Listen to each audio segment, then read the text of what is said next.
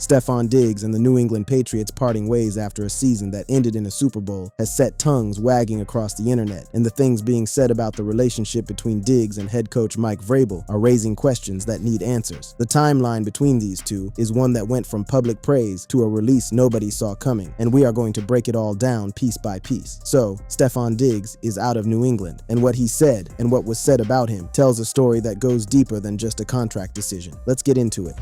The release that shocked the NFL. On March 4th, 2026, the news broke. Stefon Diggs' stint in New England was over. The Patriots informed the four-time Pro Bowl receiver they intended to release him at the start of the new league year on March 11th, as NFL Network insider Tom Pelissero reported. This was a player who had just helped take this team to the Super Bowl. Diggs caught 85 passes for 1,013 yards and 4 touchdowns in 17 regular season games, while serving as an emotionally charged, seasoned veteran leader the young Patriots needed. He was the guy. He was the one Drake May leaned on every single Sunday. He led the Patriots in receptions, yards, first downs, and 20-plus yard receptions, while hauling in 4 touchdowns and helping quarterback Drake May turn in an MVP caliber season. And yet, with all that production, with all that leadership, with all the ways he contributed to a 14-3 record, the Patriots told him to pack his bags. New England's decision was purely financially motivated. Diggs had an additional $6 million set to become fully guaranteed at the end of the following week, prompting the Patriots to make such a decision and inform Diggs ahead of time so that he could get an early start on seeking a new employer. Now, on the surface, this looks like a straightforward cap move. Despite his production, Diggs was carrying a salary cap number of $26.5 million into the 2026 season. That is a number that would make any front office pause. In releasing him, the franchise would incur a dead cap hit of $9.7 million this season, but avoids paying him the $26.5 million he was owed. Essentially, the Patriots are saving roughly $16.8 million by releasing Diggs at the start of the new league year. But here is where it gets interesting. Why would Diggs take any sort of pay cut or alteration to his deal after a highly productive season, along with being a key leader in the locker room? Reports indicated that Diggs and the Patriots were unable to agree on restructuring his contract, and so the team made the call to cut him. Now look at how Diggs responded. Diggs expressed gratitude for his time with the Patriots, posting 2 photos on social media with the caption, "Thank you for a hell of a year. Until we meet again." On the surface, that is a classy exit, but when you look at what happened before this moment and what happened during the season between Diggs and the coaching staff, there are layers to this. Let me take you back to September 2025, because that is where the first signs of friction appeared in public. When asked how comfortable he was in this system, Diggs said, 5 out of 10. After a game where he caught 6 passes for 101 yards against the Carolina Panthers, Diggs told reporters his comfort level in the Patriots offense was a 5 on a scale of 1 to 10. That comment lit a fire in the media. It was week 4 of the season. This was a player the Patriots signed to a 3-year, $63.5 million contract to be their number 1 receiver, and he was telling the world he was only halfway comfortable in the offense. Diggs' comments were relayed to head coach Mike Vrabel on WEEI's The Greg Hill Show, and Vrabel cut in saying, then he should study more. Vrabel followed that up by saying, 5 out of 10, we need to get going. I'll have to talk to Steph today. 5 out of 10, I went to Ohio State. That's failing. Now Vrabel was laughing when he said it. The tone was light, but the words carried weight. A head coach publicly telling his star receiver to study more, calling his self-assessment a failing grade. That is not something you hear every day in the NFL, and it set the tone for the kind of dynamic these two were going to have. The veteran wide receiver claimed after the game that his comfort level in New England's offense remains a 5 out of 10. Offensive coordinator Josh McDaniels referenced that remark saying, it's probably like a 9 out of 10, with a smile and wink. McDaniels thought Diggs was being modest, and publicly rated Diggs' understanding of the offense much higher than Diggs himself did. A few days later, Diggs walked back his comments. When I said the other day it was a 5 out of 10, obviously, I was being facetious or sarcastic in a way, Diggs said. He explained that he was trying to keep himself hungry, not trying to rock the boat. But the exchange between Diggs and Vrabel was already out there, and that is the kind of interaction that people remember. When you are in a building together, the words you say to the media carry a different weight in the hallways and the meeting rooms. The season, production, leadership, and undercurrents.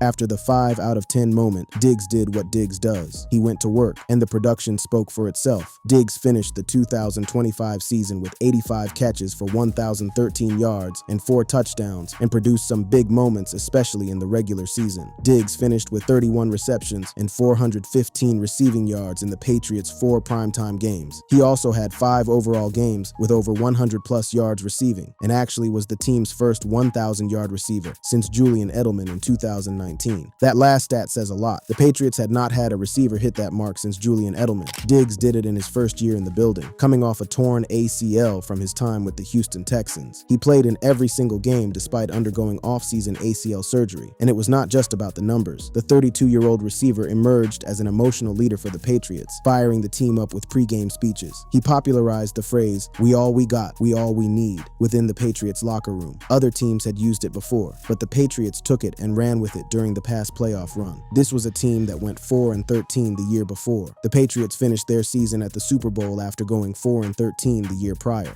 Diggs said being a part of the big turnaround made him proud. A 10-win improvement, a division title, a playoff run that took them all the way to Super Bowl 60, and Diggs was at the center of the culture shift. Now, here is where we have to talk about the undercurrents. During the season, before the season, a video of Diggs waving around a pink substance while partying on a boat went viral, starting his Patriots tenure on the wrong note. That was the first off-field noise. It happened before a single snap was played in the regular season, and it put the organization in a position where they had to address it. Then in December, things took a turn. Diggs was then charged with assault for allegedly choking his personal chef. The charges were serious. Diggs is facing felony strangulation and other criminal charges stemming from an alleged dispute with his personal chef. Diggs has pleaded not guilty to the charges. He is next scheduled to appear for a pre-trial hearing April 1st. When the charges became public, Vrabel had to face the media. "I would say not disappointing at all," Vrabel said. "I think that these are allegations. It's things that we have to handle, and every day that there's distractions. Some are smaller than others. Confident that we'll focus on the Dolphins, and those two individuals that you mentioned will be able to handle the ongoing legal process." Those are very measured words. Vrabel did not go out of his way to defend Diggs personally. He spoke about the process. He spoke about the team. He used the language of a coach who is managing a situation, not a coach who is going to bat for his star. Compare that to how the team handled it. The Patriots said in their statement that they were aware of the allegations and said they support Diggs. But Vrabel, his words were calculated. "These are allegations like you mentioned in your question. It's things that we have to handle. Every day that there's distractions, some are smaller than others." He grouped the charges with everyday distractions. That is not the language of a coach rallying around his guy. That is the language of a coach who is keeping his distance. Meanwhile, Diggs kept playing. The team kept winning. But the question of what was happening behind closed doors, between the star receiver and the coaching staff, lingered in the background throughout the season.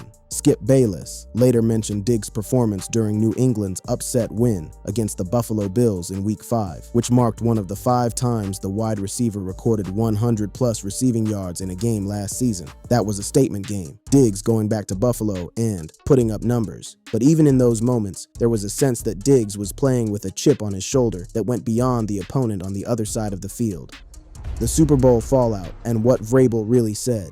The Patriots made it to Super Bowl 60. They faced the Seattle Seahawks, and for Diggs, it should have been the crowning moment of a comeback season. Instead, he was largely prevented from making a difference in Super Bowl 60, managing 3 catches for 37 yards. The offense as a whole struggled. The Patriots' offense played one of its worst games of the season. "We struggled. There's always some plays you want to get back," Diggs said. "We didn't play our best." After the loss, Diggs was direct. "We got beat by a good, expletive team," he said. Short, to the point, no excuses, but also no elaboration. Diggs has been known for being emotional after playoff losses, especially when he was a member of the Buffalo Bills. This time, the response was more restrained, almost too restrained. Then came the question about his future with the team. Diggs told reporters that he plans to remain with the Patriots next season, while also acknowledging that the decision isn't completely up to him. Expletive, unless they opt out of the contract, Diggs said. He followed that with, "I anticipate being here. I hope so. Love my guys. Hell of a year playing with them. We built some real family-like bonds, so I hope so. I don't control it." That phrase, "I don't control it," is telling. Diggs knew. He may not have known the exact date, but he knew the decision was not in his hands. And that means conversations had been had, signals had been sent, the writing was on the wall before the ink dried on the Super Bowl final score. And then, at the NFL Scouting Combine in Indianapolis on February 25th, Mike Vrabel spoke about Diggs. The words he chose are the words that set off the conversation we are having building right now. Well, I mean, not only his future, but what he was able to do for us and come in and provide leadership, Vrabel said on February 25th at the NFL Scouting Combine in Indianapolis. He added, "He worked extremely hard in the time that he was rehabbing from the knee. I think he was just a really good presence each and every week." On the surface, those are kind words, but look at what Vrabel did not say. He did not say Diggs would be back. He did not say the team needed Diggs. He did not say they were committed to the player who led them in every receiving category. He spoke about Diggs in the past tense. He praised the rehab, the leadership, the presence, not the future. And then Vrabel pivoted to what the team needs going forward. The consistency of it, the ability to create some X plays. It's hard to drive the ball 10 or 12 plays, and you have to be better, improve the details, and improve the execution. He added, "We're all involved in it. From the coaching to the playing, it's on us all." That is a head coach publicly acknowledging that the offense was not good enough in the biggest game and distributing the blame across the board. But when the guy who led you in receptions, yards, first downs, and 20-plus yard catches ends up getting released a week later, the message becomes clear. The coaching staff wanted to go in a different direction, and that direction did not include Stefon Diggs. At the NFL Scouting Combine, head coach Mike Vrabel noted that number one receivers are hard to come by.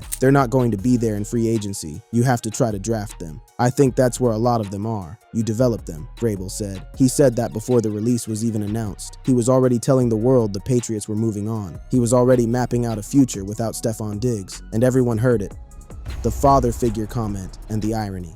Now this is the part that makes all of this even more fascinating, because what Diggs said about Vrabel during the season, the words he used, makes the way this ended feel like a betrayal in the eyes of the fans. Back in January, when the Patriots were still in their playoff run, Diggs shared a touching endorsement of Mike Vrabel. "He's a hell of a coach," Diggs said. "He's like another father figure too. He's taught me a lot in a short span of time, as far as how you approach things and rolling with the punches, keeping a positive mindset and being selfless. It's something I wouldn't say I struggled with throughout my career, but being a receiver, it's hard to be all about everybody else." Father figure. Those are strong words. Diggs, a player who has been labeled a diva at previous stops, who had a messy exit from Buffalo, who was traded from the Bills to the Texans, who tore his ACL in Houston. This man found something in Vrabel that he described as a parental bond, a bond built on approach, mindset, and selflessness. Diggs is a player who has faced the label of diva receiver at previous stops in his career. He famously spent 4 years with the division rival Buffalo Bills before being traded to the Houston Texans. Many fans blamed the receiver for soiling the relationship in Buffalo, leading to his being moved. And yet, there had been no such talk in his 18 games in Foxborough, and perhaps his relationship with Vrabel was to thank. During the season, the narrative was that Vrabel had done what no other coach could do. He got the best out of Diggs without the drama. He managed the personality, channeled the energy, and created an environment where Diggs thrived. The Patriots are going to miss his professionalism at practice, and the work that he did with the younger players is going to be invaluable for them moving forward. They are going to miss him in the locker room and as an inspirational guy on the sideline, so they need someone else to step up for them in that role. But then the season ended. The Super Bowl was lost. And less than a month later, the father figure released the son. That is a hard pill to swallow for anyone following this story. Diggs gave everything to that team. He gave praise to the coach in public. He gave his body, playing every game on a surgically repaired knee. He gave the locker room a rallying cry, and the return on all of that was a release notification. The irony is that things didn't end well for Diggs in Buffalo, and it frequently doesn't for star receivers. The Patriots are moving on before there can be any hard feelings. The franchise learned from watching what happened in Buffalo and chose to cut ties before the relationship soured. But is that a justification, or is it a self-fulfilling prophecy? During the season, Diggs was asked about his journey through the league. "I treat it all the same. My other stops had a hell of a time in Minnesota, hell of a time in Buffalo, hell of a time in Houston," Diggs said. "I wouldn't compare and contrast. Comparison is the thief of joy. I had a good time in all those places. Did it work out? No, but I'm happy where I'm at right now and embracing what I've got going on here, so I'm just super grateful." He was speaking about New England as home. He was speaking about the Patriots as the place where he finally found peace. And now he has to find another team, his third in 3 years. The fact that Diggs is now having to look for a third new team in the span of just 2 years suggests that the problem resides more with him than with any particular franchise. That is a harsh take, but it is one that is circulating, and it raises the question, is it Diggs or is it the business?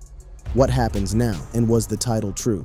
So, did Stefon Diggs go off on Patriots coach Mike Vrabel after being released? Here is the truth. What we have is a situation built on layers of comments, actions, and decisions that, when stacked together, paint a picture of two people who respected each other but were never fully aligned. The 5 out of 10 comment, Vrabel's "he should study more" reply, the past tense praise at the combine, the release that came before the guaranteed money hit. Diggs did not go on a press conference rant. He did not post a scathing social media tirade. What he did was something that, for a player with his history, might speak louder. He kept it short. He thanked the team. "Thank you for a hell of a year," the 32-year-old posted to Instagram stories. "We family forever." And that was it. No mention of Vrabel, no mention of the coaching staff, no mention of the front office, just the team and the fans. When a player who called his coach a father figure does not mention that coach in his farewell message, people notice. When a player who was the emotional heartbeat of a locker room reduces his goodbye to a few sentences on an Instagram story, people read between the lines, and the people around the NFL are reading between the lines. Skip Bayless claims that the New England Patriots will come to regret their decision to release Stefon Diggs. We can only speculate whether it was Diggs' impending court case or his poor average of 27.5 receiving yards in the playoffs that ultimately prompted the Patriots to cut him. It is the regular season performance that prompted Skip Bayless to say the franchise may soon regret its decision. On the Arena's YouTube channel, the former undisputed host proclaimed that the Patriots are going to miss Stefon Diggs next year. Meanwhile, Drake May's response was notably different from the organization's businesslike approach. The Patriots' star quarterback posted an Instagram story of himself and Diggs smiling back at each other with a heart emoji. That is a player saying, "I wanted you here," without saying the words. And the contrast between May's emotional post and the team's calculated move tells you everything about who valued Diggs as a person versus who valued him as a line item on a spreadsheet. Now, there is also the matter of what is happening off the field. Off the field, Diggs' relationship with rapper Cardi B, with whom he shares a baby born in November, came to an end just as the Patriots reached the Super Bowl, and Stefon Diggs has pleaded not guilty to assault allegations involving his former private chef, not even a week after his split from Cardi B and a heartbreaking Super Bowl loss. The timing of everything in Diggs' life is stacking up in a way that would test anyone. The Patriots' decision to release Stefon Diggs comes as the wide receiver is facing ongoing criminal proceedings, although the club has stated the move was strictly financial and not connected to his legal situation. The team says it is about money, but the timing, the legal situation, the playoff performance, the relationship dynamics, all of it factors in whether people say it out loud or not. Looking at what comes next for the Patriots, New England is facing another challenge this offseason after parting ways with Diggs, as their reported attempt to land a high-profile replacement has fallen short. Following Diggs' release, New England explored options to strengthen its receiving core around franchise quarterback Drake May. There has been talk of pursuing A.J. Brown, who has a relationship with Vrabel from their time in Tennessee. Brown was selected by now Patriots coach Mike Vrabel and the Titans in the second round of the 2019 NFL Draft, and would go on to produce 2 1,000-plus yard seasons before being shipped off to Philadelphia. As for Diggs, ESPN's Jeremy Fowler circled the Giants and Titans as possible fits, although it may not happen right away for the veteran pass catcher. And there are rumors of a potential reunion with the Bills, which would add another layer to this entire saga. Tennessee has needs all over the roster, including giving Cam Ward some more weapons. The team could see how much Diggs helped Drake May blossom into an MVP candidate during his second season and bring him on in hopes of working similar magic with Ward. There's also a strong familiarity between Diggs and offensive coordinator Brian Daboll, who coached him in Buffalo. So where does this leave us? Stefon Diggs gave the New England Patriots a 1,000-yard season. He gave them leadership. He gave them a culture shift. He gave them a Super Bowl appearance. He called their head coach a father figure. And in return, the Patriots gave him a release before his guaranteed money kicked in. Did Diggs go off on Vrabel? Not in the way you might expect, but the silence, the brevity of the goodbye, the absence of the coach's name from the farewell. Sometimes what you do not say is louder than what you do, and the people around the NFL are listening. The story between Stefon Diggs and the New England Patriots is one that will be studied for years. It has everything: money, production, personality, off-field drama, and a coach-player relationship that went from father figure to former employer in the span of a few weeks. Whatever team signs Diggs next, one thing is for certain: he will remember how this chapter ended. And if he ends up across the field from the Patriots next season, that memory will be fuel. The question now is not whether Stefon Diggs can still play at a high level. He answered that question in 2025. The question is whether the Patriots made the right call by letting him go. And based on what we have seen so far this offseason, the answer to that question is far from settled.